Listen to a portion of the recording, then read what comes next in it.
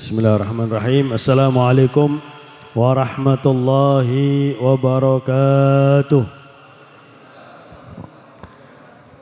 Alhamdulillah wassalatu wassalamu ala sayyidina Rasulillah Sayyidina Muhammad bin Abdullah wa ala alihi wa sahbihi wa man wala wa man tabi'a hudah amma ba'du. Qalu subhanaka la ilma lana illa ma 'allamtana innaka antal alimul hakim. Rabbi shrah li sadri wa yassir li amri wahlul 'uqdatam min lisani yafqahu qawli amma ba'du. Yang saya hormati para habaib, wabil khusus Al-Habib Fahmi bin Hasan Al-Habsyi, dan para habaib yang hadir pada malam hari ini yang saya tidak bisa menyebutkan namanya satu persatu, para kiai, para alim,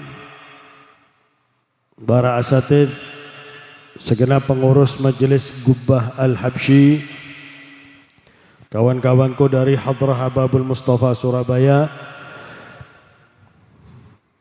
Masya Allah, malam hari ini kita kedatangan muhibbin dari Jakarta, Masya Allah. Ada juga itu saya lihat Mas Agung yang tadi minta nomor saya juga dari Jakarta. Juga dari Tulungagung, Pak Haji. Kediri apa Tulungagung? Blitar, Masya Allah. Alhamdulillah, yang dari Jakarta datang, yang dari Blitar datang, yang dari Surabaya enggak datang. Sungguh terlalu. Mudah-mudahan mendapatkan hidayah dari Allah Subhanahu wa taala. Amin ya rabbal alamin. Kita akan melanjutkan pembacaan kitab. Sebelumnya saya mengingatkan Maulid Simtud Durar atau yang dikenal dengan Maulid Al-Habsyi adalah karangan Al-Habib Ali bin Muhammad bin Hussein Al-Habsyi. Yang mana tadi kita dengar tadi siang ceramahnya Habib Abdul Qadir Jailani bin Ahmad Al-Habsyi dari Hautah Hadramut, bahwasanya pernah suatu saat tahun 1345 Hijriah, itu umumnya berapa wallahu alam, 1345 Hijriah, nanti kita cari umumnya pasti ada itu. Ketika haul Al-Habib Muhammad bin Idris Al-Habsyi, ada seorang yang bernama Al-Habib Abdullah bin Muhammad bin Syekh Al-Musawa. Karena waktu itu haulnya bertepatan hari Jumat, beliau malam Jumatnya mimpi bahwasanya haul dihadiri oleh Nabi Muhammad SAW. Dan sebelum haul memang ada ara-araan atau jalan bersama, jalan bareng. Yang dulu jalan bareng itu dari Kampung Margi. Nah, Habib Abdullah bin Muhammad bin Syekh Al-Musawa itu mimpi malam Jumat bahwasanya di tempat jalan bareng ara-araan itu dihadiri Nabi Muhammad SAW dari situ. Kemudian ketika ara-araan Nabi Muhammad di tengah, Al-Habib Abdullah bin Muhammad bin Syekh Al-Musawa di sisi kanan Nabi, dipegang tangannya oleh Nabi. Di sisi kirinya adalah Al-Habib Ali bin Abdurrahman Al-Habsyi Kuitang, Jakarta. Kemudian di sisi kanannya Habib Abdullah bin Muhammad bin Syekh Al-Musawa adalah Al-Habib Abu Bakar bin Muhammad As-Segaf Gersik. Maka jalan bareng dari Kampung Margi sampai sini, kemudian disambut, kemudian membaca ini.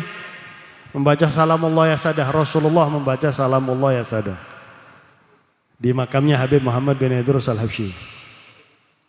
Kemudian duduk di sini Nabi Muhammad baca Maulid Simtud Durar. Baca Maulid Simtud Durar Al-Habsyi. Rasulullah yang baca ini.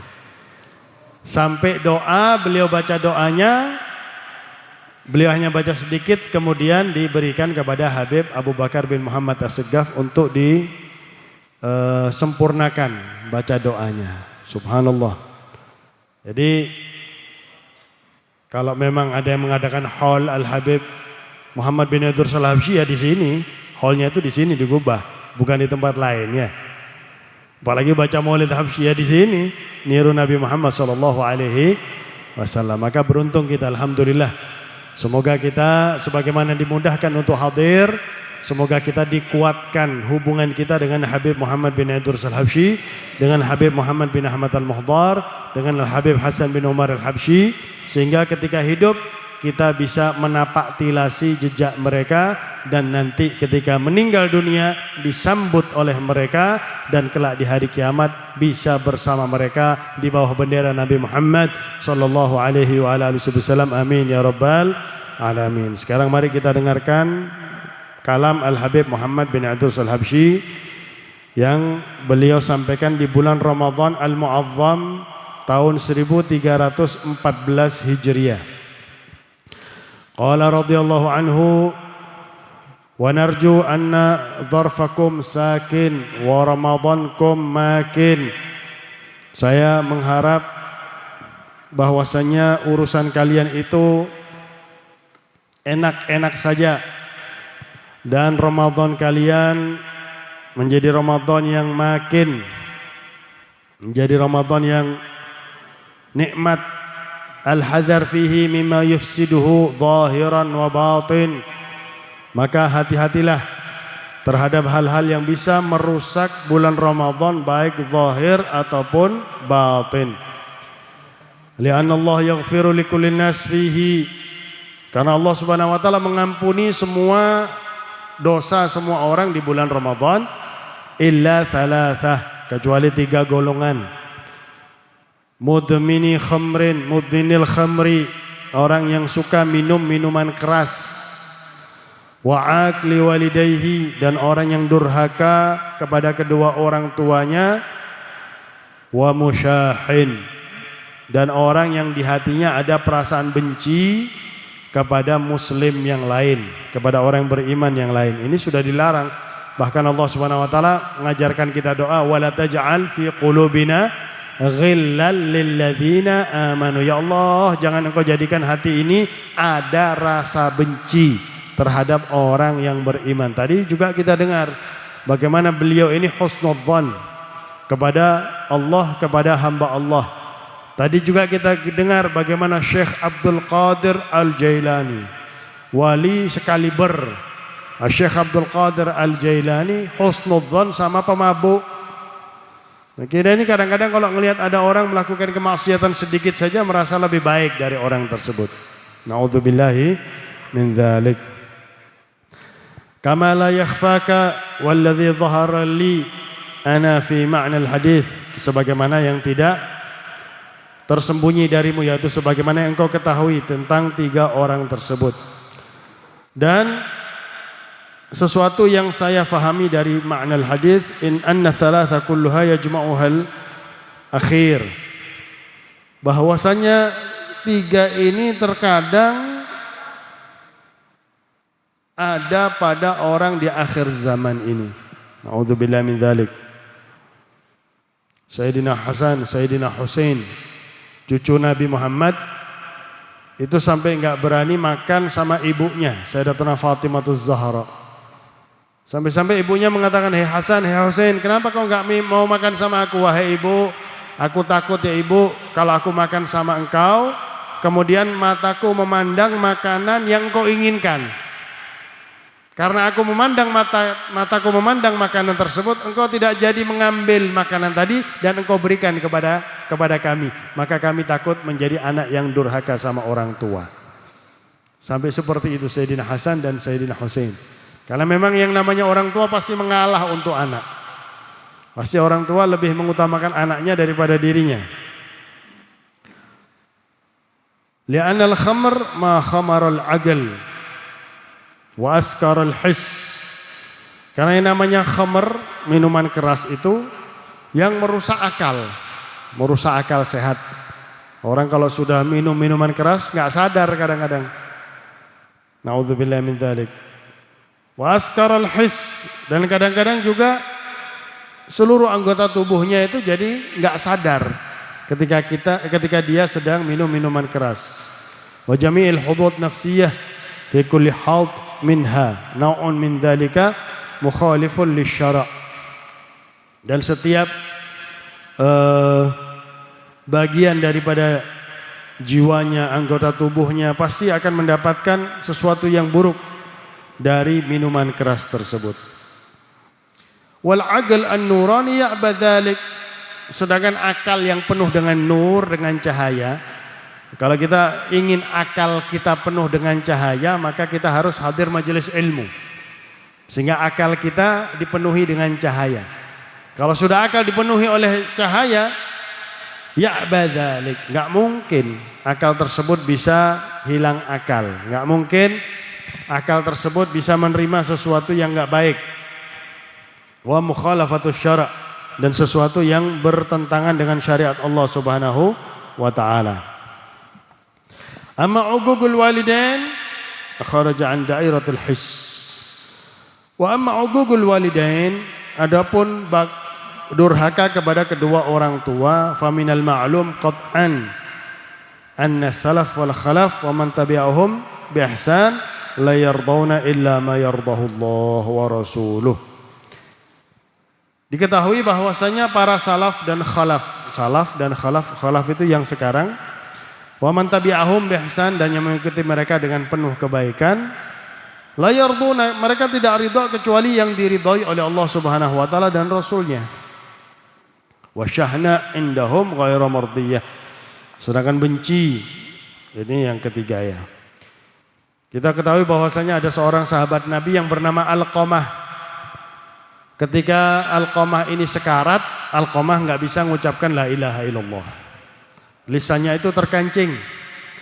Dilaporkan kepada Nabi, Nabi datang, Nabi yang membisikkan kalimat la ilaha illallah yang disebut sebagai talqin. Memang disunnahkan kalau ada orang sekarat, kita membisikkan pelan-pelan di telinganya la ilaha illallah. Karena orang yang sekarat tuh sakit sekujur tubuhnya, sehingga dia nggak respon terhadap pembicaraan orang. Kita kalau sakit, ya sakit kepala saja. Sakit kepala padahal hanya satu bagian. Ada orang ngomong sama kita, kita kadang-kadang nggak respon. Malah kadang-kadang kita marahi orang tersebut. Nggak tahu ya, saya sedang sakit kepala. Malah dimarahi kadang-kadang. Padahal baru satu bagian. Ini sakaratul maut itu sekujur tubuh kita sakit kepala. Sakitnya luar biasa. Maka disunahkan untuk mentalqin pelan-pelan. Ini Rasulullah yang mentalqin, tetap Alqamah nggak bisa mengucapkan la ilaha illallah sampai 3 kali. Maka Rasulullah tahu kesebabnya. Maka tanya, alaysa alahu abun am ummun, apakah si sahabat ini masih punya bapak atau ibu? Ada ibunya ya Rasulullah. Singkat cerita, ibunya datang. Wahai ibu Alqamah, bagaimana Alqamah? Oh, Alqamah hebat ya Rasulullah, luar biasa. Sholat 5 waktu di belakangmu, berjihad bersamamu, sodakohnya luar biasa. Saya nggak tanya ibadahnya Alqamah. Yang saya tanya hubunganmu dengan Alqamah. Inni anhu sakhitah, saya murka kepadanya ya Rasulullah. Karena Alqamah lebih mengutamakan istri daripada saya. Kalau perempuan begitu menikah, maka baktinya itu berpindah kepada suami. Nggak wajib lagi berbakti kepada orang tua.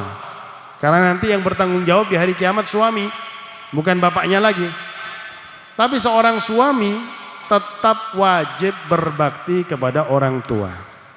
Oleh karena itu suami ini harus pinter, harus lebih mengutamakan orang tua daripada istrinya. Contoh Nabi Allah Ibrahim alaihi wa ala nabiyina afdhalus salatu wassalam. Beliau enggak menghadiri pernikahan putranya Ismail.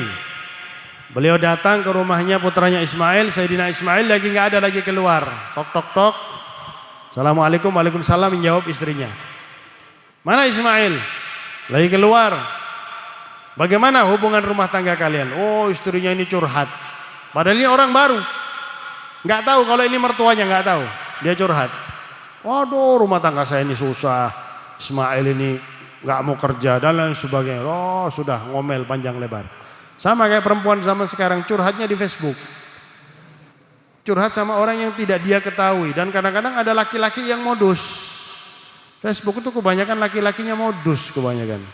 La ilaha illallah. Maka pesan Nabi Allah Ibrahim kepada istrinya, sampaikan kepada Ismail, ghayyir atabata baitik. Ganti fondasi rumahmu. Gak tahu ini sudah, mungkin disuruh renovasi mungkin ini ya. Pulang Nabi Allah Ibrahim, datang Nabi Allah Ismail. Nah tadi ada orang, iya ada orang jenggotnya seperti ini dan lain sebagainya. Karena yang pertama kali beruban itu Nabi Allah Ibrahim. Sebelum Nabi Allah Ibrahim ke atas itu gak ada uban. Ketika ada uban Nabi Allah Ibrahim tanya, ma hadza ya Rabb? Apa ini ya Allah? Uban ini apa? Hadza nur ya Ibrahim. Ini adalah cahaya wahai Ibrahim. Maka Nabi Allah Ibrahim minta, Allahumma zidni min nurik. Ya Allah tambahilah cahayamu, langsung ubanan semua. Dari rambut sampai jenggotnya ubanan semua. Nah, dalam hadis fiqhu sunnah karangan Sayyid Sabiq, itu ada hadis Nabi Muhammad SAW bahwasanya satu uban itu setiap hari diberi 10 rahmat oleh Allah Subhanahu Wa Taala. Makanya yang banyak ubannya itu banyak rahmatnya.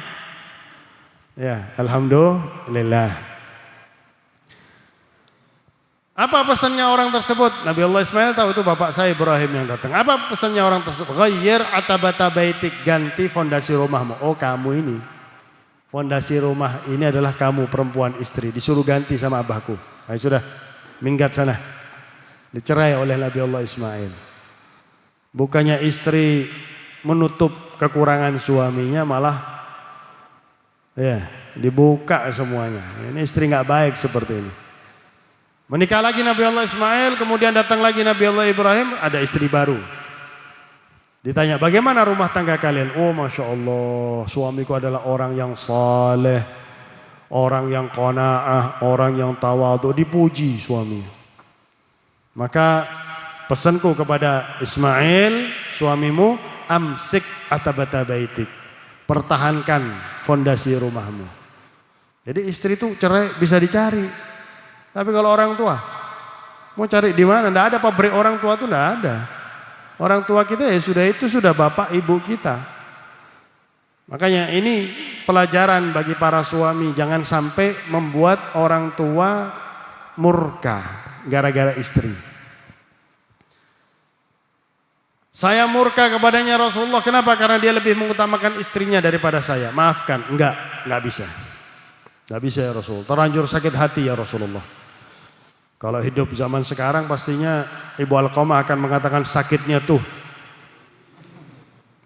Ya. Oke, Rasulullah berpolitik. Ini kadang-kadang ada ahli politik suka ngomong Rasulullah aja berpolitik, betul. Rasulullah itu terkadang berpolitik, tapi politik Nabi mendekatkan orang kepada Allah. Ada enggak politik seperti ini? Kalau ada saya masuk. Enggak ada politik seperti ini. Dulu ada salah satu daripada tim sukses gubernur Jawa Timur datang ke saya. Langsung bawa duit 60 juta. Beb ini DP-nya kalau Habib mau. Kalau berhasil Innova Beb. Waktu itu saya belum punya mobil. Ini tawarannya menggiurkan, betul. Saya bilang saya nggak perlu ini, saya nggak perlu mobil. Sediakan mobil, saya keliling Jawa Timur 2 bulan. Saya kenal kiai-kiai, terutama kiai-kiai besar di Jawa Timur. Akan tetapi saya minta perjanjian dalam setahun menjabat Jawa Timur harus bebas pelacuran, Jawa Timur harus bebas miras. Cuma 2 itu tok permintaan saya. Itu 2 orang itu saling toleh. Gak bisa, Bib. Wah ya sudah. Berarti ada niat gak baik kamu dan yang mau menjabat itu. Na'udzubillahi min dzalik. Nah, Rasulullah berpolitik. Rasulullah merintahkan para sahabat mengumpulkan kayu bakar, tertumpuk kayu. Ibunya Alqamah tanya, ya Rasulullah ini buat apa kayu bakar banyak? Daripada Alqamah dibakar di neraka, lebih baik saya bakar di dunia. Padahal nggak mungkin Rasulullah membakar. Rasulullah sendiri melarang.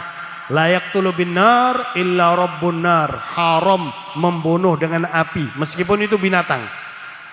Binatang kita bakar sama api itu haram. Tidak boleh membunuh dengan api kecuali yang menciptakan api, yaitu Allah Subhanahu wa Ta'ala. Rasulullah berpolitik ingin menimbulkan perasaan sayang seorang ibu.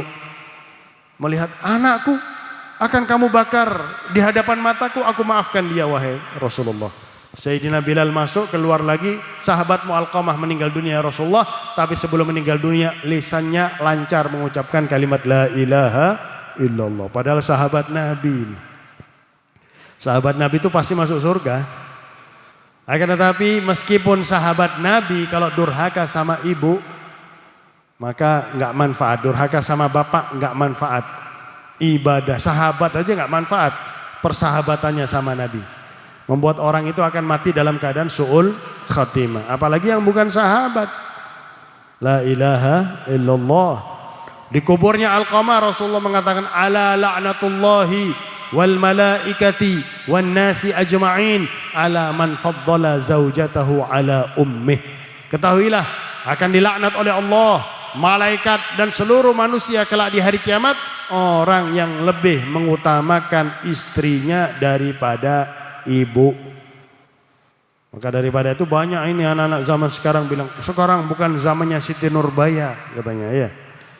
Kalau menikah tanpa melihat itu zamannya Siti Nurbaya, berarti saya ini Siti Nurbaya.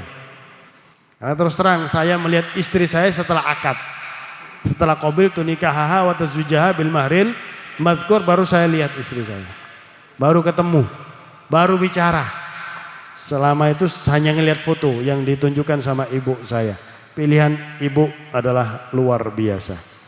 Jangan sampai kita lebih mengutamakan pilihan kita, karena nggak mungkin orang tua itu memilihkan yang sembarangan aja bagi kita, nggak mungkin. Pasti dipilihkan yang terbaik bagi anaknya, karena orang tua itu cinta sama anaknya.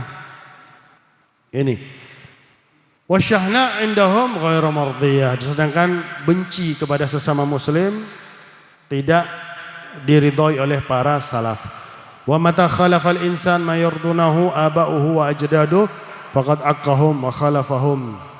Dan barang siapa manusia bertentangan dengan apa yang diridhoi oleh bapaknya, datuknya, kakeknya, berarti telah durhaka kepada mereka.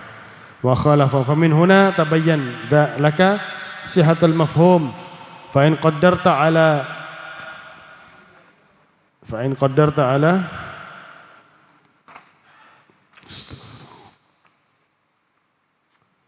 ala mudawah hadha da' al-mukhawwif bi ayyi dawa wa ala ayyi sifah faf'al.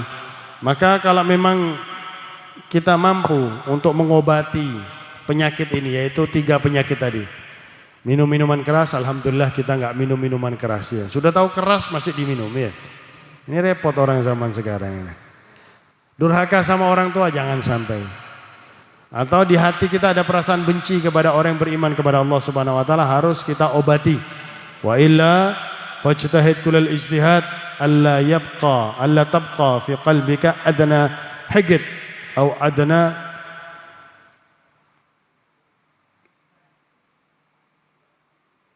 adna unfin atau adna nazar bi ani sukhut. Maka jangan sampai di hatimu ada sedikit perasaan benci atau adna bughd atau benci sama saja, atau perasaan dengki, atau memandang orang lain dengan pandangan murka, pandangan gak seneng. La ilaha illallah. Fa idza fa'alta dzalika faqad adaita ma 'alaika wada' kullan wa 'amaluh. Dan kalau kita meninggalkan hal tersebut, berarti alhamdulillah kita telah melaksanakan apa yang ditugaskan oleh Allah Subhanahu wa taala kepada kita. Termasuk doa tadi, wala taj'al fi qulubina ghillan lil ladzina amanu fafham taghnam. Fa hadhihi hadiyah min Allah Subhanahu wa taala li akhik. Maka sudah seharusnya kita memahami dan kita mendapatkan bagian yang besar, karena itu adalah hadiah dari Allah Subhanahu wa taala untuk saudaramu. Kalau kita enggak benci sama saudara kita, kita menghormati saudara kita sesama muslim. Kadang-kadang sekarang ini sesama muslim benci, sesama muslim saling menyerang. Bahkan kadang-kadang kita ini mudah diadu domba. Kita melawan aparat, padahal kita muslim, aparat muslim. Gak ada yang namanya jihad melawan sesama muslim, itu gak ada.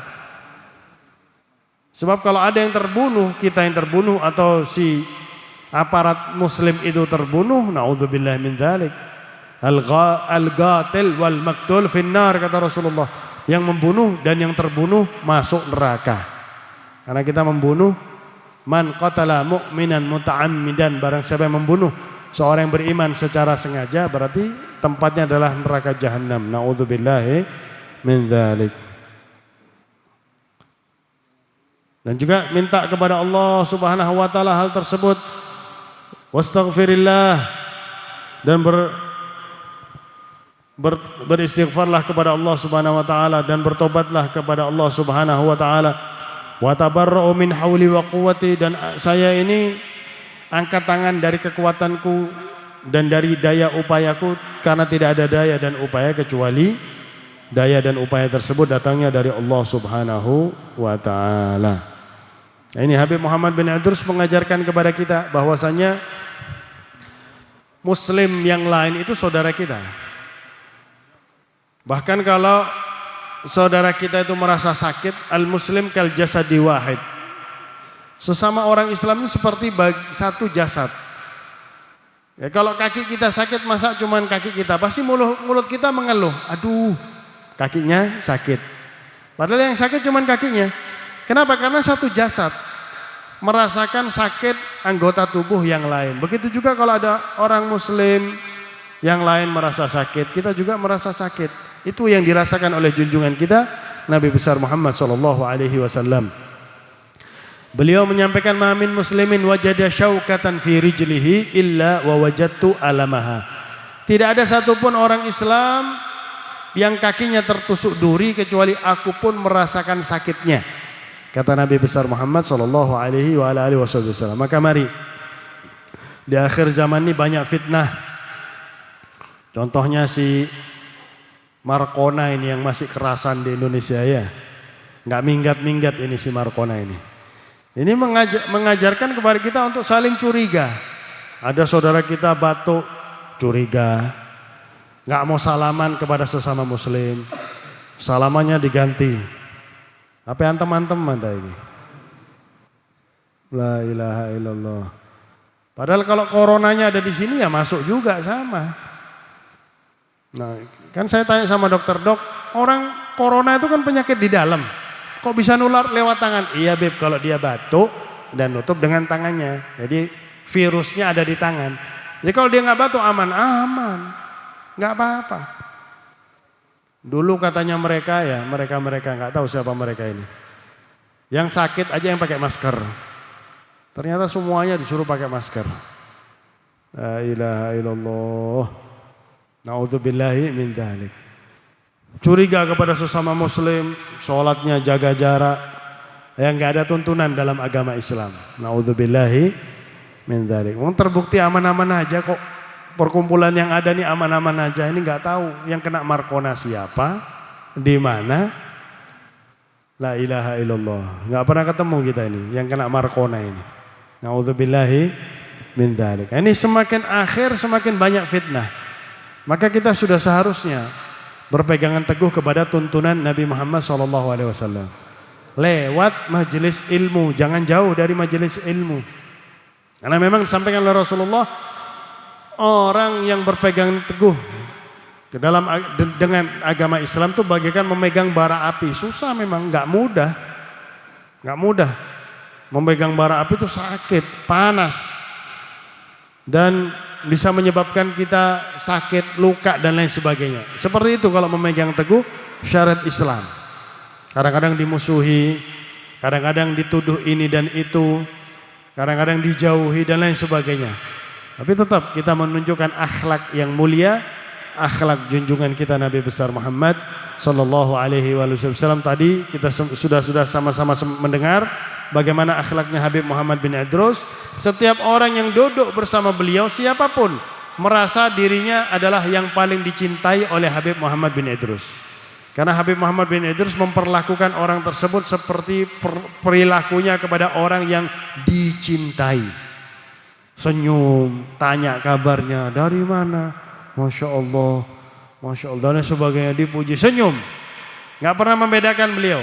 Yang pangkatnya tinggi, yang kaya, yang wali, yang bukan wali, yang ahli maksiat dan lain sebagainya. Semua dihadapi dengan wajah yang berseri-seri, senyum, merasa dirinya paling disenangi. Oh, aku yang paling disenangi oleh Habib Muhammad. Kenapa? Oh, beliau senyum terus sama aku. Beliau begini dan begini dan begini. Semua orang yang duduk bersama beliau, mari kita tiru akhlak yang mulia ini. Karena akhlak yang mulia ini sudah mulai terkikis di kalangan orang Islam. Orang Islam sudah mengikuti akhlak yang enggak baik. Sudah jauh dari akhlak-akhlak Nabi besar Muhammad sallallahu alaihi wasallam. Semoga kita dan orang yang kita cintai dijaga oleh Allah Subhanahu wa taala dari keburukan zaman dan keburukan orang-orang di zaman ini, dan kita dan orang-orang yang kita cintai selalu diberi taufik dan hidayah oleh Allah sehingga kita dan mereka cinta taat, benci maksiat, lebih mengutamakan Allah Subhanahu wa taala, mudah melaksanakan segala perintah Allah, mudah pula menjauhi larangan-larangan Allah. Amin amin ya rabbal alamin. Wa hina barazah